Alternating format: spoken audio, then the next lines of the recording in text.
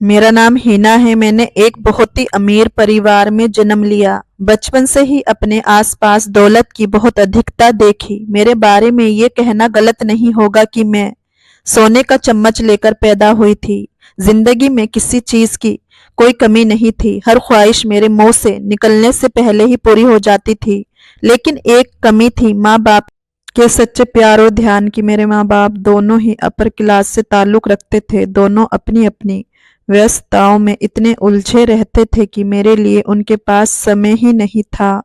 उनके बीच हमेशा अनबन रहती थी, जिसका सबसे ज्यादा असर मेरे पिता के मानसिक स्वास्थ्य पर पड़ता था। वे अक्सर डिप्रेशन का शिकार हो जाते थे, लेकिन इन हालात में भी मेरी माँ को घर पर समय देने की फुर्सत नहीं थी। उन्हें अपनी पार्टियों और क्लब की मेंबरशिप ज्यादा प्यारी थी।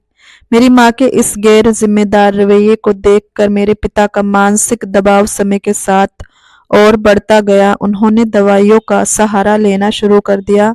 इसी लत के चलते एक रात उन्होंने ज्यादा मात्रा में दवाई ले ली, जिसकी वजह से उनकी मौत हो गई। पिता की मौत के बाद माँ ने कुछ दिन तो घर पर रहकर समय बिताया, लेकिन जल्द ही वह फिर से अपनी पुरानी जिंदगी में व्यस्त हो गई और मैं एक बार फिर नौकरों के भरोसे रह गई। इसी तरह वक्त बीतता गया। मेरे पिता को गुजरे हुए 6 साल हो चुके थे। जब मैं जवान हुई तो एक दिन मेरी माँ ने मुझे बताया कि वह बिजनेस के काम से देश से बाहर जा रही हैं और 1 साल तक वापस आना मुश्किल होगा। माँ तो पहले से ही ज्यादा ध्यान और समय नहीं देती थी, इसलिए उनके दूर जाने से मुझे कोई फर्क नहीं पड़ा। मैंने इस पर कोई प्रतिक्रिया नहीं दी और रजामंदी दे दी। माँ ने जाने से पहले मेरा दाखिला शहर के सबसे महंगे कॉलेज में करवा दिया था और अब मैं कॉलेज की जिंदगी में व्यस्त हो गई थी। ये एक बड़ा कॉलेज था जहाँ लड़के और लड़कियां साथ पढ़ते थे, लेकिन मैं किसी से ज्यादा घुलती मिलती नहीं थी और बस अपने काम से काम रखती थी। कभी कभी मेरी माँ फोन करके मेरी खैरियत पूछ लिया करती थी। ये अच्छा लगता था कि कम से कम उन्होंने मुझे याद तो रखा। कुछ दिनों से कॉलेज में एक लड़का मेरे आसपास मंडराने लगा था। मैं जहां जाती वह वहीं आ जाता और मेरे आसपास ही रहता। मैं इन सब बातों से अनजान नहीं थी, लेकिन उसे लगातार नजरअंदाज कर रही थी। एक दिन वह क्लास में मेरे पास आकर कहने लगा कि उसे 3 दिनों के लिए मेरे नोट्स चाहिए। उसने बताया कि उसने टीचर से इसकी अनुमति ले ली है। मैंने बिना कुछ कहे अपने नोट्स उसे पकड़ा दिए और खुद वहां से हट गई। नोट्स देने के ठीक एक दिन बाद मेरे घर पर एक अजनबी नंबर से कॉल आई। ये उसी लड़के की कॉल थी। मुझे ये जानकर हैरानी हुई कि उसके पास मेरा नंबर कहाँ से आया। इस पर उसने बताया कि मेरे ही नोट्स पर मेरे घर का नंबर लिखा हुआ था। तभी मुझे याद आया कि मैं हमेशा अपनी नोटबुक पर अपना नंबर लिख देती हूँ, ताकि अगर वह खो जाए तो समय पर जानकारी मिल सके। उसने आगे कहा कि अगर मुझे अपने नोट्स चाहिए हो तो वह मेरे घर आकर वापस दे सकता है, क्योंकि उसका काम पूरा हो गया था। मैंने उसे घर का पता दे दिया और थोड़ी ही देर में वह मेरे घर आ गया। उसने मेरे नोट्स लौटाए और चला गया। उस दिन मुझे ये एहसास हुआ कि वह बुरा लड़का नहीं है। मैंने सोचा कि मुझे उसके प्रति थोड़ी नरमी रखनी चाहिए। उस दिन के बाद से मैंने कॉलेज में जो अब तक किसी लड़की से भी घुलती मिलती नहीं थी, उस लड़के से बात करना शुरू कर दिया। मैंने उसे अपने माता पिता के बारे में सब सच सच बता दिया था। कॉलेज में लड़के लड़कियां हमारी बढ़ती दोस्ती को नोट कर रहे थे, लेकिन हमें इसकी कोई परवाह नहीं थी। मुझे ये जानकर दुख हुआ कि मेरी ही तरह उस लड़के का भी पिता अब इस दुनिया में नहीं था और वह अपनी माँ के साथ रहता था। उसके पिता को गुजरे हुए अभी 1 साल ही हुआ था। एक दिन उसने मुझे अपने घर आने का न्योता दिया। उसने कहा कि उसकी माँ से मिल लो और रात का खाना उनके हाथों से बना हुआ खाओ। मुझे भला क्या आपत्ति हो सकती थी। इस तरह मुझे उसे और बेहतर जानने का मौका मिल रहा था। मैंने तुरंत उसकी बात मान ली और शाम को उसके घर पहुंच गई। उस लड़के की माँ ने मुझसे बहुत प्यार से मुलाकात की। उनके स्वभाव माँ तरतोव की सच्ची ममता घुली हुई थी, जिसे महसूस कर मैं अपनी माँ को याद करने लगी और अपने अंदर एक कमी महसूस करने लगी। मेरे दोस्त ने मुझसे कहा कि खाने में अभी थोड़ा वक्त लगेगा, क्यों ना मैं तब तक उसका कमरा देख लूं। मैं खुशी खुशी उसके कमरे में चली गई और उसकी हर एक चीज को दिलचस्पी से देखने लगी। अचानक मेरी नजर उसके बिस्तर के पास रखी मेज पर पड़ी, जहां एक छोटी सी फ्रेम रखी हुई थी। उस फ्रेम में एक व्यक्ति की तस्वीर थी। मैं उस तस्वीर को ध्यान से देखने लगी। मुझे तस्वीर को यूं घूरते हुए देखकर मेरे दोस्त ने बताया कि ये उसके पिता की तस्वीर है, जो सालों पहले एक हादसे का शिकार होकर गुजर गए थे। लेकिन मैं अभी भी उस तस्वीर को देख ही रही थी, क्योंकि उसमें मौजूद व्यक्ति का चेहरा मेरे पिता से हूबहू मिलता जुलता था। चेहरे की कई खूबियां मेरे पिता से मिलती थी, जो मेरे लिए हैरान करने वाली बात थी। मैं सोच में डूब गई और इस कारण उस दिन मैंने बहुत बेमन से खाना खाया और अपने घर वापस आ गई। रात भर मेरे दिमाग में वही तस्वीर घूमती रही। मैं सोचती रही कि कोई इतना ज्यादा कैसे मिल सकता है। मैंने सुना था कि दुनिया में 7 लोग एक जैसी शक्ल के होते हैं। शायद ये वही बात सच हो रही थी। अगले दिन जब मेरे दोस्त मुझसे मिलने आया तो मैंने उसे अपने पिता की तस्वीर दिखाई। तस्वीर देखकर वह भी एक पल के लिए चुप हो गया, लेकिन अगले ही पल वह जोर से हंसने लगा और बोला, चलो हमारे बीच नजदीकी की कोई तो वजह निकली। इसी वजह से हम दोनों हमेशा एक दूसरे को याद रखेंगे। मैंने भी उसकी इस बात को मजाक समझते हुए हल्के फुल्के अंदाज में मुस्कुरा दिया। उस दिन के बाद हमारी दोस्ती भी गहरी हो गई। हम रोज मिलते और घंटों बातें करते। इसी तरह ये दोस्ती कब प्यार में बदल गई, पता ही नहीं चला और देखते देखते 1 साल बीत गया। एक दिन मेरी माँ ने मुझे फोन करके बताया कि वह जल्द ही वापस आ रही है और एक बड़ी मुश्किल में फंसी हुई है। उनकी आवाज में छुपी परेशानी को सुनकर मैं चिंतित हो गई। पता नहीं क्या समस्या होगी, लेकिन आखिरकार वह मेरी माँ थी और उन्हीं की मेहनत से ये घर चल रहा था। मैं बेसब्री से माँ की वापसी के दिन गिनने लगी। आखिरकार 1 हफ्ते बाद मेरी माँ अपने वतन वापस लौट आई। मैंने देखा कि माँ पहले से ज्यादा कमजोर हो चुकी थी और उनके स्वभाव में भी काफी बदलाव आ गया था। लाजो माँ पहले आते ही अपनी जिंदगी में व्यस्त हो जाती थी, अब वे घर और मुझे समय दे रही थी। पहली बार माँ का ये ध्यान पाकर मैं बहुत खुश थी। मैंने ये कोशिश की कि ज्यादा से ज्यादा समय माँ के साथ बिताऊं, ताकि हम दोनों एक दूसरे के और करीब आ सकें। एक दिन रात के समय जब मैं सोने से पहले माँ के पास बैठी हुई थी, उन्होंने मुझसे अचानक पूछा कि अगर वह मुझसे कोई बड़ी कुर्बानी मांगे तो क्या मैं दे सकती हूँ।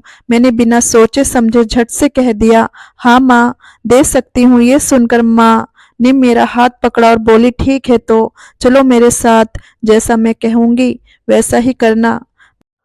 मैं हैरान और उत्सुक होकर उनके साथ चल पड़ी। माँ मुझे घर के पिछले हिस्से में बने क्वार्टर में ले गई और वहां बनी कतार में से एक दरवाजा खोलकर मुझे अंदर ले गई।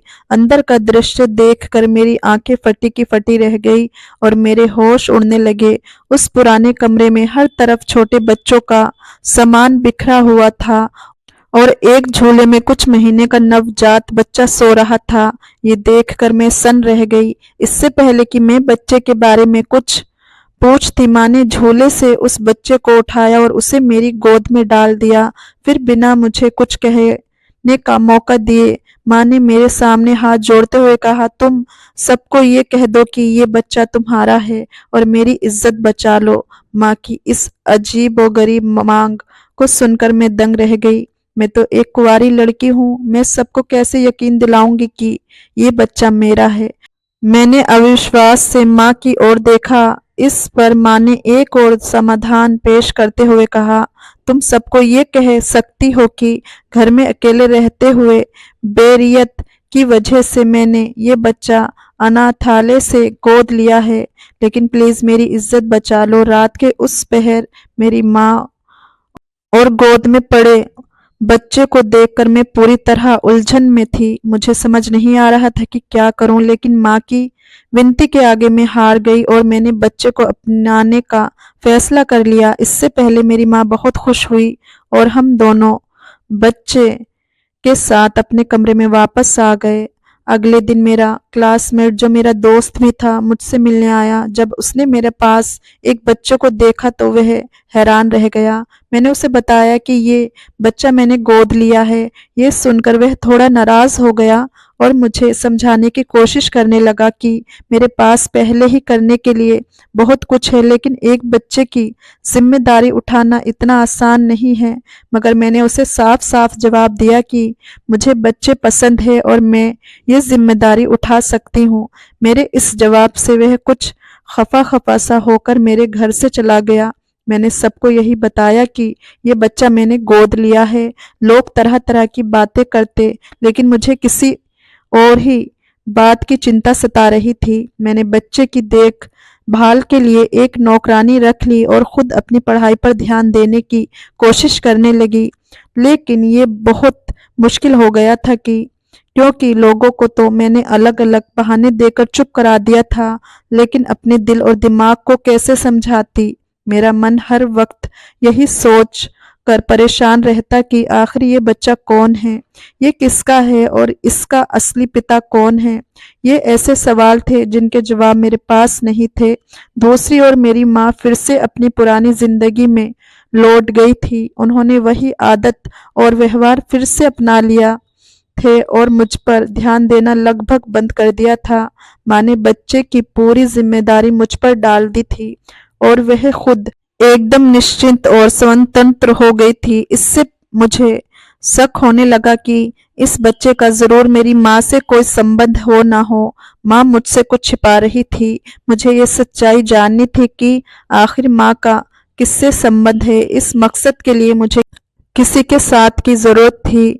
सबसे पहले मैंने अपने दोस्त राहुल के बारे में सोचा। एक दिन मैंने उसे कॉलेज के मैदान में देखा और उससे बात करने की कोशिश की।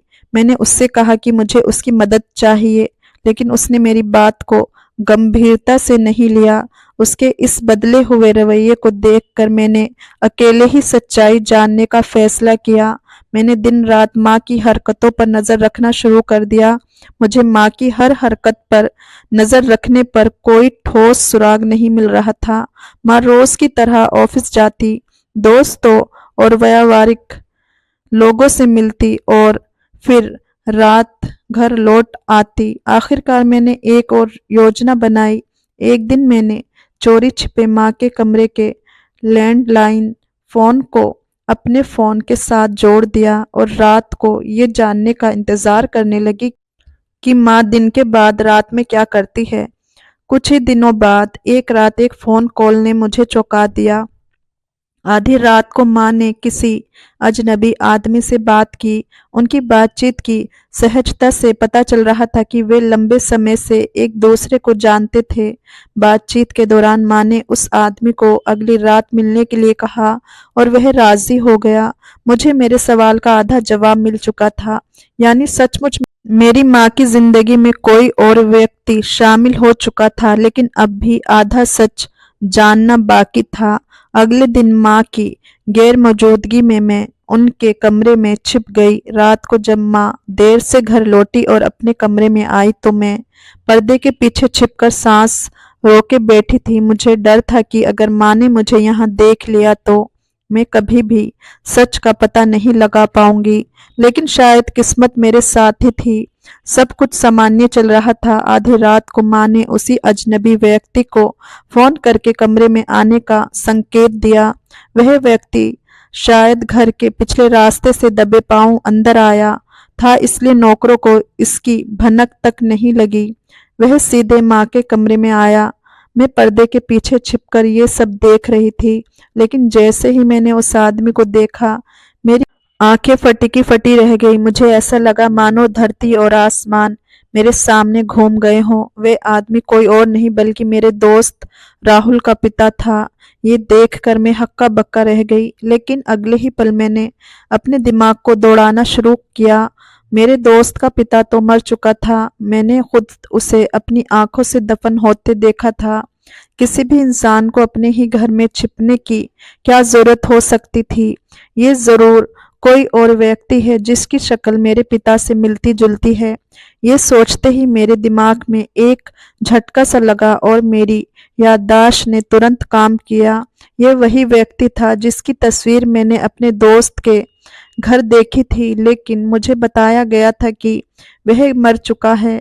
तो फिर ये जिंदा कैसे है? क्या वह अपनी पत्नी और बेटे से झूठ बोल रहा था, या फिर मेरे दोस्त और उसकी माँ ने मुझसे झूठ बोला था? क्या इसका मेरी माँ से नाजायज रिश्ता था, या दोनों के बीच शादी का रिश्ता था? लेकिन इन सवालों का मेरे पास कोई जवाब नहीं था। मेरी माँ और उस व्यक्ति के बीच कोई खास बातचीत नहीं हुई थी। इस मुलाकात का मकसद केवल मिलना था। ये अच्छा ही था कि वह व्यक्ति ज्यादा देर वहां नहीं रुका। जैसे आया था वैसे ही चुपके से चला गया। उसके जाने के बाद मेरी माँ भी कमरे से बाहर निकल गई।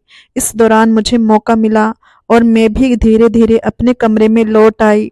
पूरी रात में जागती रही, ये सोचती रही कि अब मुझे आगे क्या करना चाहिए। सबसे पहले मुझे अपने दोस्त के मन में पैदा हुई इस गलतफहमी को दूर करना था और उसे उसके पिता की सच्चाई बतानी थी।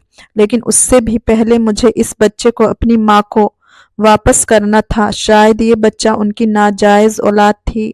अगले दिन मैंने सबसे पहले यही किया। बच्चा अपनी माँ को लौटा दिया और कहा कि अब मैं इसे और नहीं संभाल सकती।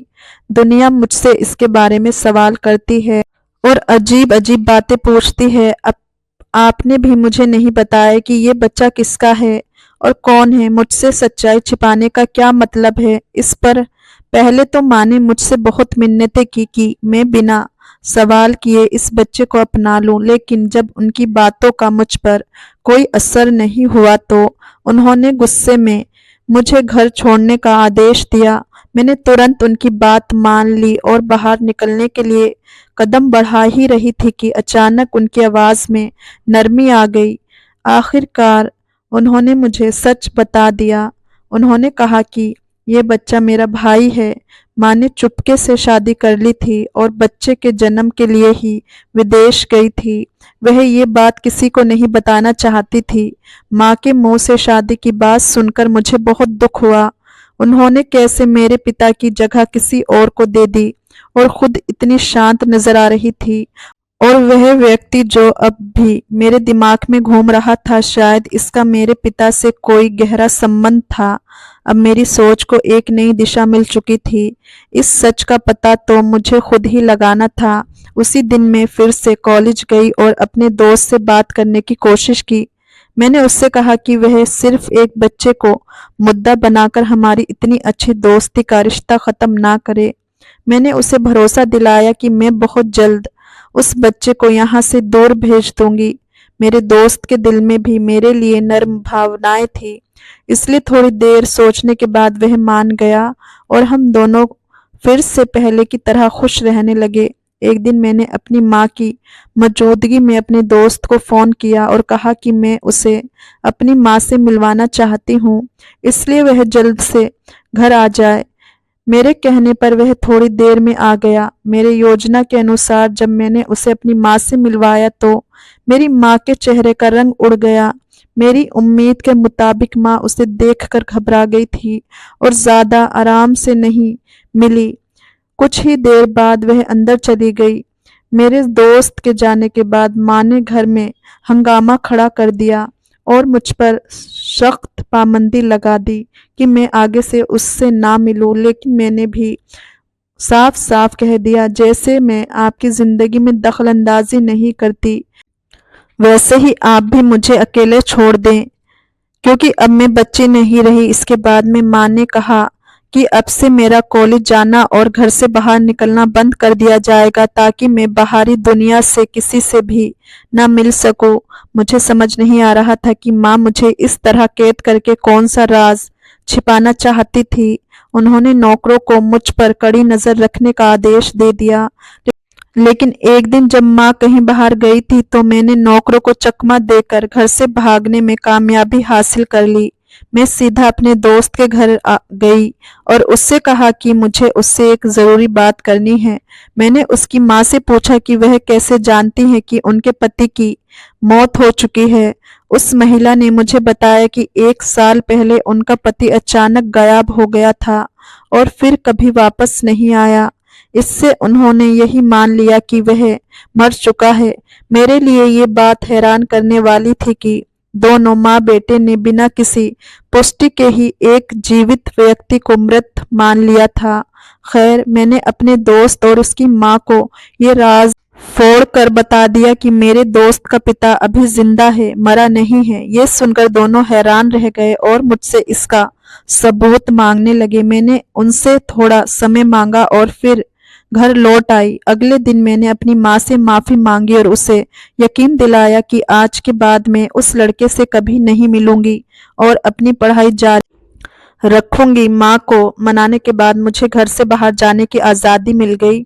इस दौरान मैंने चुपचाप अपनी माँ पर नजर रखनी शुरू कर दी। एक दिन जब वही आदमी मेरी माँ का दूसरा पति उससे मिलने आया तो मैंने उसकी वापसी पर उसका पीछा किया। वह आदमी शहर के एक शानदार बंगले में अकेला रहता था और अब कभी कभी मेरी माँ से मिलने आता था। मुझे अपने दोस्त को सच बताने का सबूत मिल चुका था, इसलिए मैंने उसे उस जगह का पता दे दिया और कहा कि वह अपनी माँ के साथ वहां जाकर खुद देख ले कि वह आदमी उसका पिता है। उसी शाम जब मेरी माँ घर लौटी तो उसकी हालत एक मानसिक रोगी जैसी लग रही थी। उसने गुस्से में पूरे घर को हिला दिया और मुझ पर बरस पड़ी। घर के सभी नौकर डर के मारे इधर उधर छिप गए। माँ ने मुझसे पूछा कि मुझे ये सच कब से पता है। मैंने उसे साफ साफ बता दिया कि अब मैं उसका ये खेल और नहीं चलने दूंगी।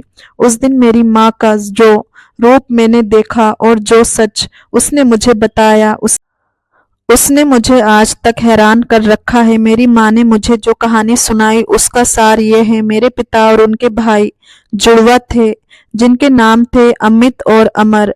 मेरे पिता बचपन से ही साधारण बुद्धिमान थे, इसलिए उन्होंने जल्दी ही तरक्की की और खूब धन कमाया।